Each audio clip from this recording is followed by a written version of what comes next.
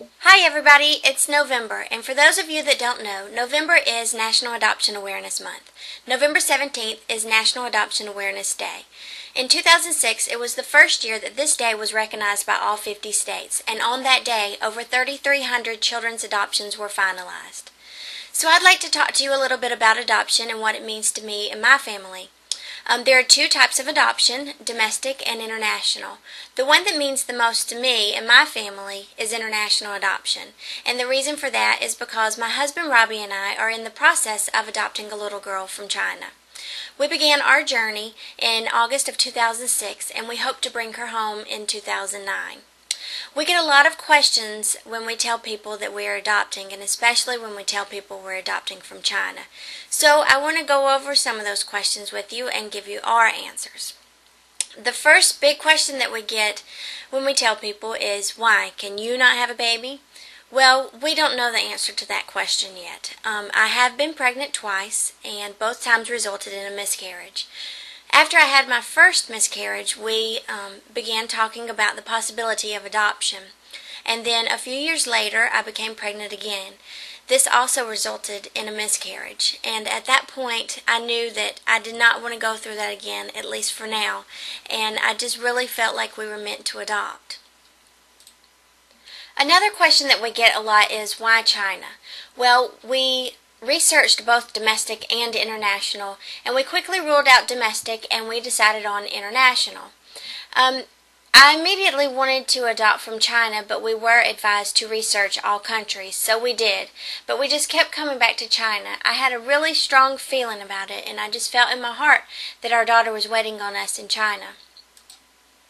Another question that we get is, why are there so many girls available and not boys? Well, to answer that question, in the rural provinces of China, a family's livelihood is dependent upon the output of the family members. So in that regard, families with sons are at a considerable advantage than ones with daughters. Also, historically, it is the son's honored responsibility to care for his parents as they get older. A daughter, however, is expected to care for her husband's parents.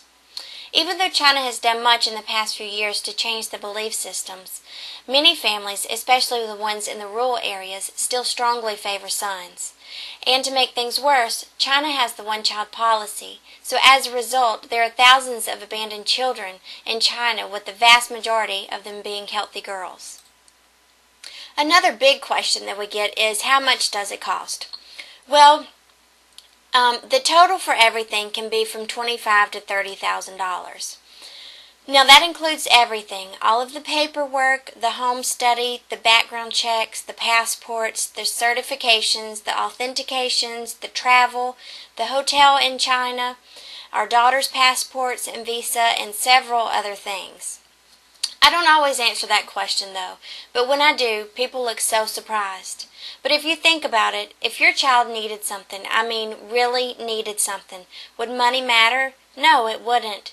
Well, our daughter really needs something. She needs to come home, and there's no amount of money in the world that will stop me from bringing her home. The last question is about our agency. The agency that we are using is America World Adoption Association. They are a Christian agency based out of Virginia. They have placed over 1,500 Chinese children in loving homes and currently have over 1,100 families in the process. They have been very helpful and compassionate throughout the whole journey so far. They take their job seriously, and it's like they're part of the family going through the journey with you. I know that we couldn't have chosen a better agency. Now I want to briefly tell you about the process. It is divided into 3 stages. The first stage is the paper chase. It usually takes 5 to 6 months. And during this time, you have your home study, your background checks done, your fingerprints. There's tons of paperwork that you have to collect, and then you have to have certifications done on all of this paperwork.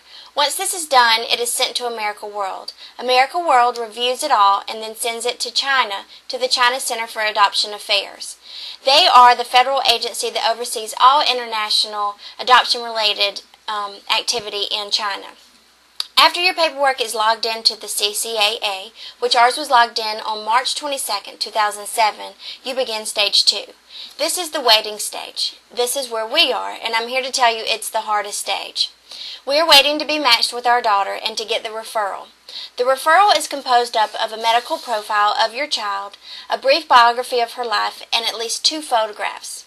The wait time for this stage is currently 22 to 24 months, with the current trend of increasing every month. After we receive our referral, we will start stage 3, the final stage. We will leave for China approximately 7 to 9 weeks after we get our referral. We will stay in China for 2 weeks. During this time, we will finalize our adoption and tour some of China. Then we will bring our daughter home. I believe that there is a reason for everything.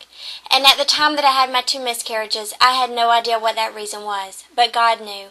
He has our little Emma picked out for us. And even though I'm not carrying her in my belly, I carry her in my heart every day. I hope that this video has been informative and helpful. If anybody has any questions, please leave them in the comments and I'll answer them the best that I can.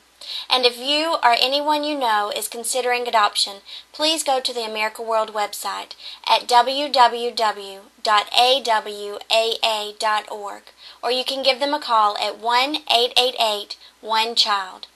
Thank you.